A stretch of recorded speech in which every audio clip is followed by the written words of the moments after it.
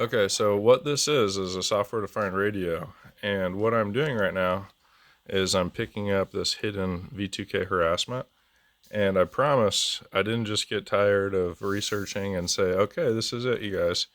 No, I'm adding together all the things I've learned and then applying it to science, and not just saying, okay, well, this is doing this. No, I'm now watching it in real time and trying to and succeeding in absorbing some of the incoming pulsing. So you see this reading that we're picking up here. This is in regular radio frequency reading, so dBm. So we're picking up 107.5, 107.6 megahertz primarily, pulsing in at like radar. So you see how narrow this band is here at 107.5, and you see the strength that it's at. And changing my direction to the west will typically pick up a lot stronger of a signal. It's kind of hard to tell right now where the strongest source is because this is an omnidirectional antenna, not a directional antenna, but it's still doing a phenomenal job at picking up this activity. So I could switch over now to a directional antenna, all with the same type of connector style that's very inexpensive. This antenna was about $10, $15. This antenna was about $10, $15. And this spectrum analyzer was inexpensive as well. So I'm going to unplug this, plug in my directional antenna, and we'll see if we can get more of an idea of source and strength. So when I'm facing the west here with this, the signal is right around what we were picking up, right around 100 to 105 megahertz. It's sitting at 102, 102.6, 102.7 at a pretty strong signal strength, 65 dBm. And then now pointing towards the small cell, we're going to 65, 66, 67 dBm, right around the same threshold of radio frequencies. So that would tell me that we are being pulsed directionally with narrowband from two different nearby sources, one being the small cell on the corner, 1854, and the second being 1818 over here to my west. Now, what I'm going to do is I'm going to change the reading, the unit, to voltage, and we'll get an even better idea of what the sources are. So right now, facing the small cell at 1854 on my corner that was illegally installed, a streetlight's okay, but that small cell transmitting into my house is not okay, obviously. That's carcinogenic radio frequency, and not just that, they're using fray effect on purpose against the Bivens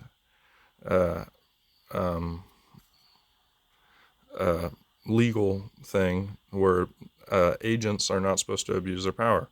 So access to the communications infrastructure to be able to subliminal message or do full-on V2K for years like I've been going through is obviously an abuse of power. And it's cruel and unusual punishment. And I don't deserve this type of treatment. And I've been going through this for years, reverse engineering it. And now my page is being banned and people are being blocked from the truth. So here is 100% one of the sources, which is the small cell in the corner. And then facing the west, we're picking up another source.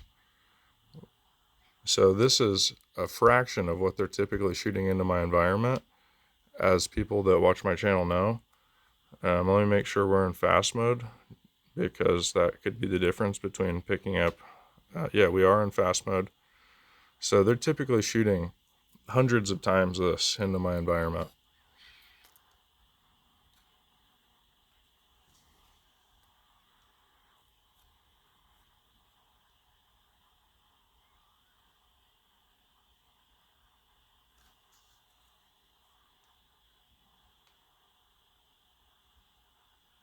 So there's super narrowband pulsing from the west and then from the small cell. So there's with the directional antenna, it proves the two sources that I've got. And you might be extremely skeptical. Say, okay, so there's a strong signal hitting you. But I don't understand why that's such a problem. How do you even know that that's happening? Why do you even think that that's an issue? Well, because it's got hidden communication in it. It's pulsing narrowband that is literally doing a scientific phenomenon called the Frey effect. This is used by our own government against our own citizens and has created serious tragedies in the recent years. We had 3 FBI whistleblowers in May of this year that kind of tiptoed around this topic, saying that the domestic terror statistics are being inflated, all to paint a picture that they need more surveillance of the United States public. Okay, so now everybody's being watched. We have on the news just a couple days ago, they said 250,000 times the FBI abused their power of doing the searches without approval from higher forms of government, which is against our Constitution. So in my instance, they just watch me forever. They constantly watch me. So that's not documented really accurately. It doesn't really tell the whole story of what's happening. And the whistleblowers in May, they didn't really tell the whole story either, because when you're added to these lists, then they do this type of shit to you. And that's where I'm going to start getting into this. So this is right around the same range of radio frequencies. Let me grab my spectrum analyzer. I had just turned it off. Let me turn it back on. And what this is this is MK Ultra, because it is transcranial stimulation. I've read in depth about MK Ultra because it's interesting to me. It's very fascinating, and especially when it has so much to do with this program that I was thrown into without my consent. So the main thing it has to do in common is running tests on people without their knowledge. So testing on a non-consenting human being. And then the other main thing it has to do is monitoring their brain state. And now that's all possible with remote radio frequency and computer technology. So it's like a dolphin. It transmits a signal, then listens to the signal, and then the computer analyzes it in real time in milliseconds. So that's being done, and then so they're illegally reading our brain states, and then they are stimulating our brain states, and then monitoring what we do. Okay, so here we go. I've got the omnidirectional antenna back on. We're reading 106, 107, 105 megahertz, 107.6, 107.5, 107.7, right around that threshold, and it's at 225 microvolts, so that's significantly stronger than we were just picking up a minute ago. Now it's at 350 when I point towards the west. It just peaked all the way up there.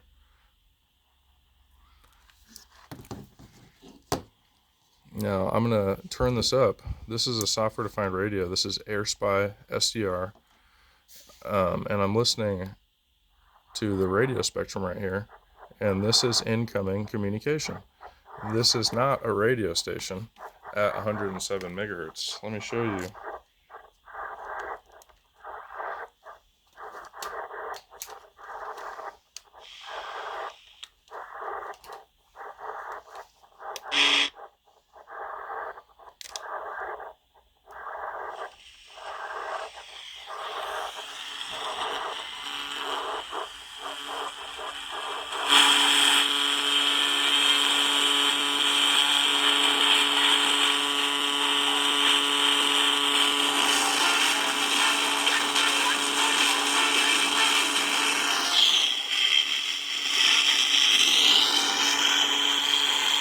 So 107, 108 megahertz, you hear how much static there is. You can't even hear the FM station coming in. And that's because what's happening is they're transmitting voice to skull. They're transmitting the scientific phenomenon known as the Frey effect. That if you look at Wikipedia, because of illegal moderation, it would tell you that it's not a real thing. Well then, what the fuck was Dr. Alan Frey doing at Cornell when he was 25? Because I read a great paper about it. You want me to read it to you? Because I'm sure that this all happened.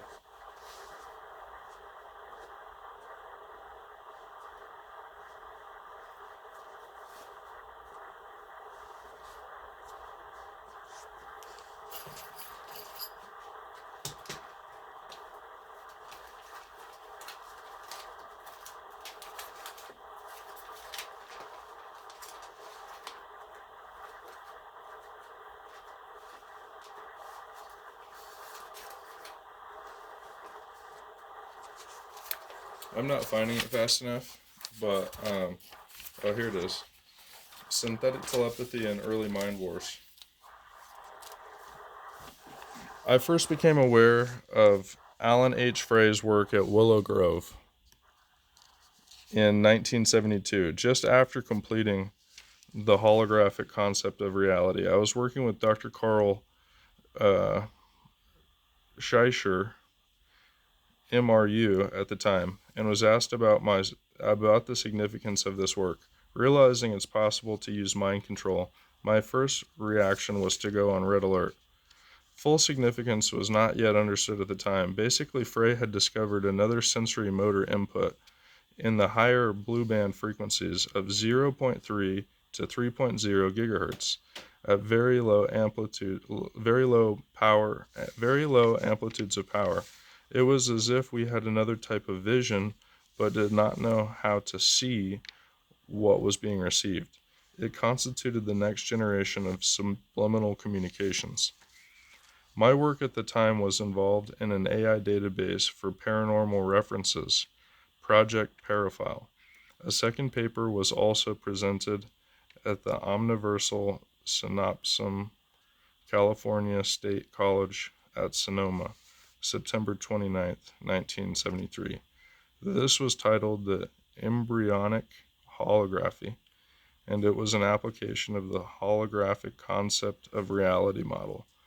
It dealt with biogenesis and neurological regeneration, and included speculation on the origins of cancer, faith healing, psychic surgery, and more technical aspects of mind-body energetics.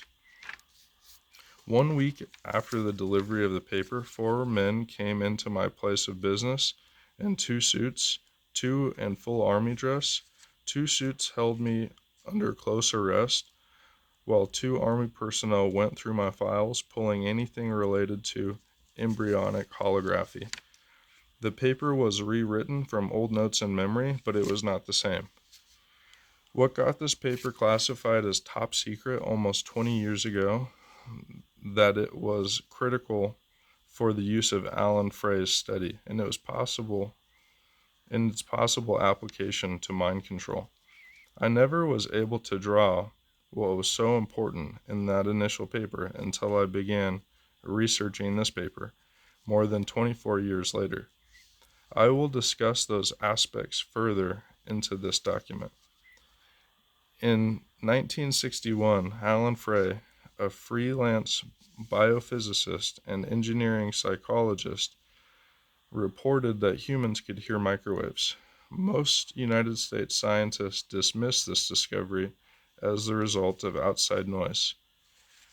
James C. Lynn offered a more technical description of the experiment. Frey found that human subjects exposed to 1310 megahertz and 2982 megahertz microwaves at average power densities of 0.4 to 2 milliwatt per centimeter squared perceived auditory sensations described as buzzing or knocking sounds.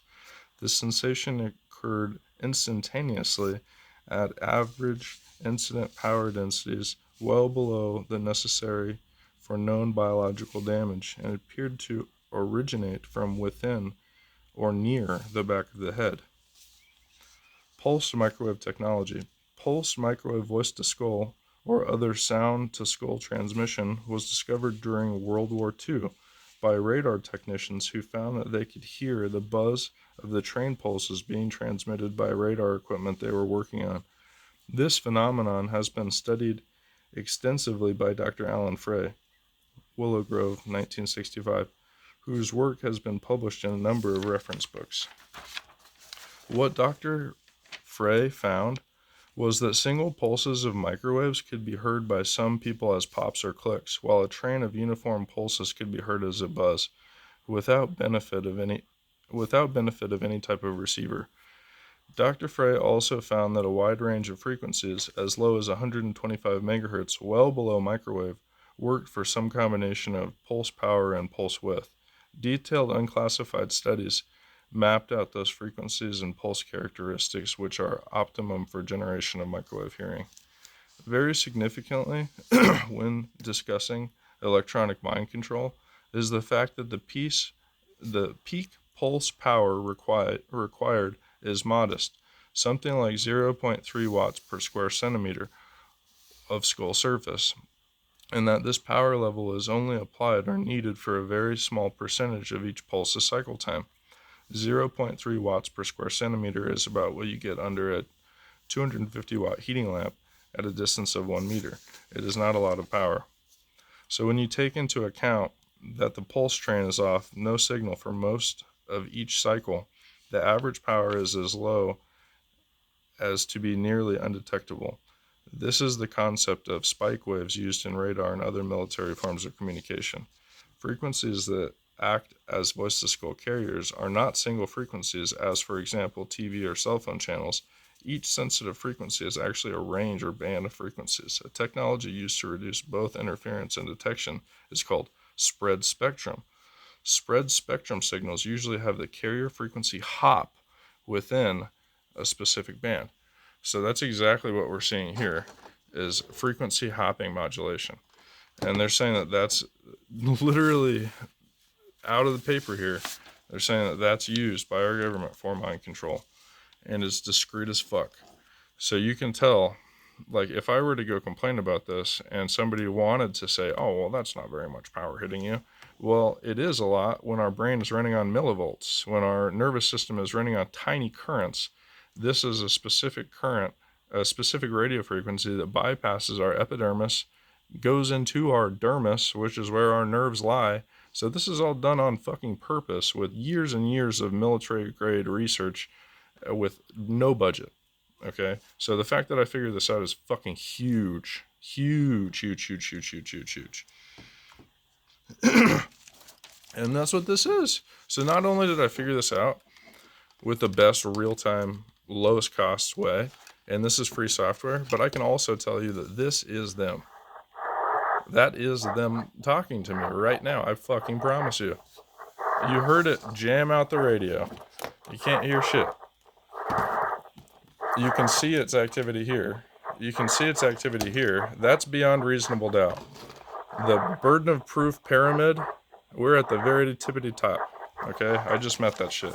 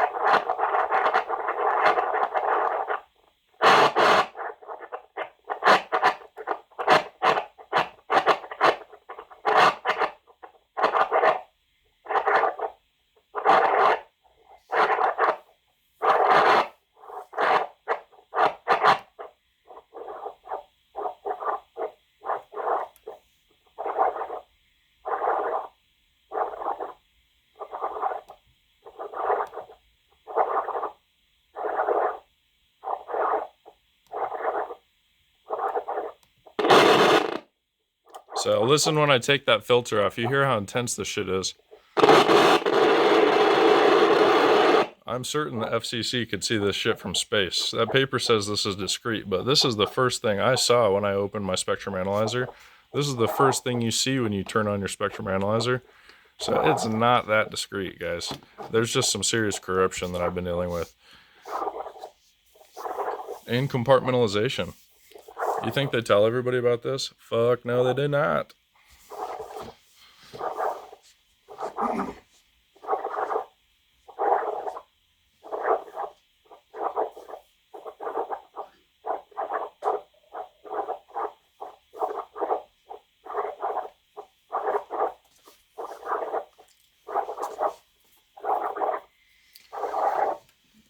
So does anybody think that that transmission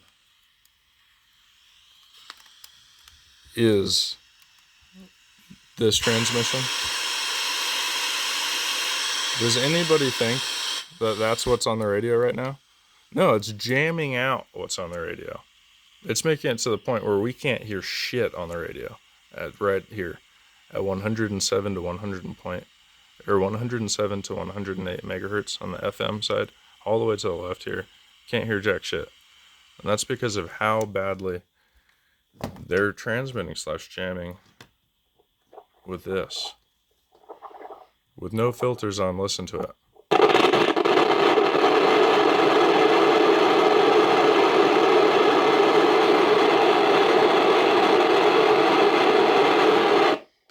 So that is a huge amount of signal that they're transmitting, and a very strong amount of power that they turn all the way down to as low as 30 microvolts like they had just a minute ago, or as high as millivolts of energy that they're pulsing into my testicles, penis, and brain and stomach while I'm trying to wake up at 4 in the morning to go do my job. And I swear to God, the accuracy and validity of everything I've said. Put my hand on a Bible. I do have a Bible, but it's a couple feet away.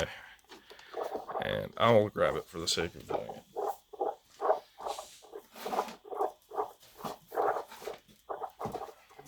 Literally put my hand on a Bible and tell you that every single thing I just said is accurate. I've worked my ass off determining this. I've been tortured like fucking crazy. It's a miracle I'm not dead right now. And I'm trying to save other people from this. I'm trying to get these people that do this arrested and face accountability.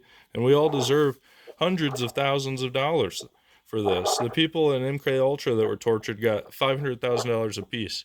Well, if inflation's as bad as it is, we're going to need like $1 million apiece for this bullshit.